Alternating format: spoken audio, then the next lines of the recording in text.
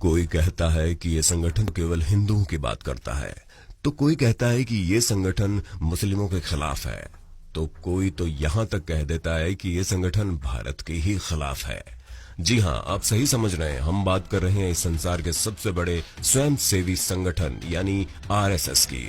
लेकिन इस संगठन के बारे में तरह तरह की बातें प्रचलित है, पर आखिरकार आरएसएस की सच्चाई क्या है?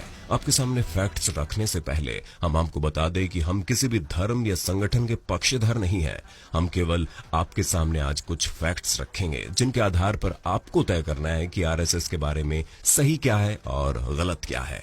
तो दोस्तों, कोई भी राय बनाने से पहले प्लीज वीडियो आखिर तक जरूर देखिएगा। आरएसएस, जिसका पूरा नाम राष्ट्रीय स्वयंसेवक संगठन है, की स्थापना वर्ष 1925 में डॉक्टर केशव बलिराम हेडगेवार ने हिंदुओं के एक प्रसिद्ध त्योहार दशहरे के दिन की थी। इसका मुख्यालय महाराष्ट्र के नागपुर में है। वर्तमान में इसके प्रमुख मोहन भागवत हैं, जो कि उन चुनिंदा लोगों में से हैं जिन्हें देश में Z+ सुरक्षा मिली हुई है। लेकिन एक सवाल हमेशा आरएसएस के स्वयंसेवकों के सामने उठाया जाता रहा है कि आरएसएस का इस देश के विकास में क्या योगदान है। तो आइए उन 5 कार्यों की बात करें जिनके आधार पर आप तय करते हैं कि आखिर आरएसएस की सच्चाई क्या है। नंबर 5, कश्मीर सीमा पर निगरानी।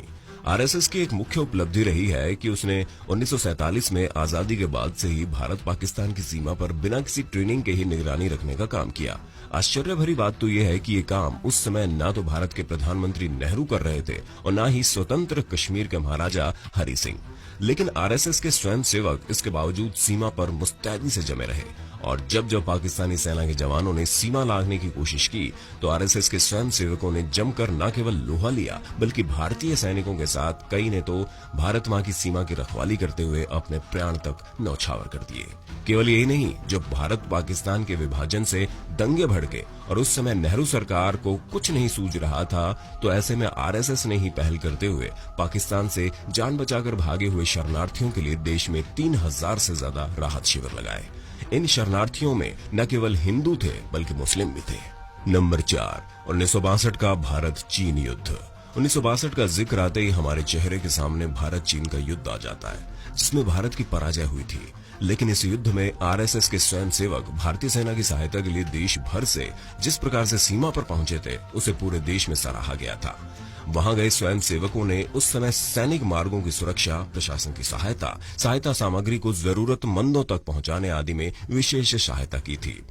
आरएसएस का कार्य इतना सराहनीय था कि जवाहरलाल नेहरू को 1963 में गणतंत्र दिवस की परेड में आरएसएस के स्वयंसेवकों को आमंत्रित भी करना पड़ा, और केवल 2 दिन पूर्व ही मिले इस निमंत्रण पर 3500 से ज्यादा स्वयंसेवक आरएसएस के गणवेश में उपस्थित भी हो गए थे। नंबर 3, कश्मीर विलय में भूमिका। आजादी मिलने के कुछ समय बाद ही जब कबीलों के रूप में पाकिस्तानी सेना ने कश्मीर पर हमला बोल दिया, तो उस समय कश्मीर के महाराजा हरि सिंह भारत में कश्मीर के विलय को लेकर कुछ भी फैसला नहीं कर पा रहे थे। ऐसी विकट स्थिति में पाकिस्तानी सेना कश्मीर के अंदर घुसती चली जा रही थी। ऐसे में जवाहरलाल नेहरू भी कोई निर्णय नहीं ले पा रहे थे। तो तब के गृह मंत्री सरदार पटेल ने संघ के गुरु गोलवकर से सहायता मांगी, और गुरु गोलवकर महाराजा हरि सिंह से मिलने सीधे कश्मीर पहुंच गए।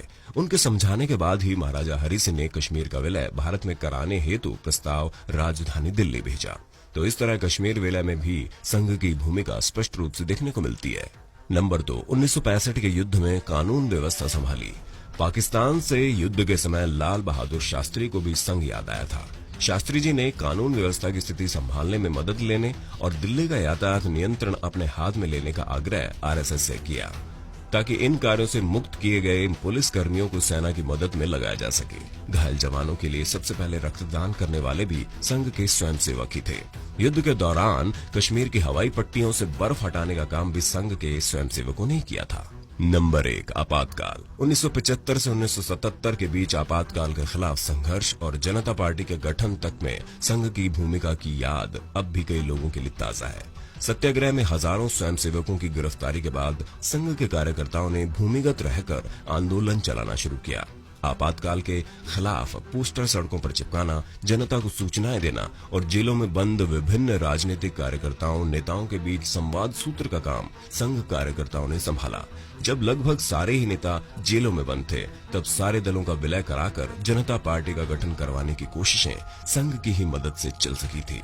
तो अब पांचों फैक्ट्स आपके सामने हैं। अब आप निर्णय लीजिए कि सही क्या है और गलत क्या है।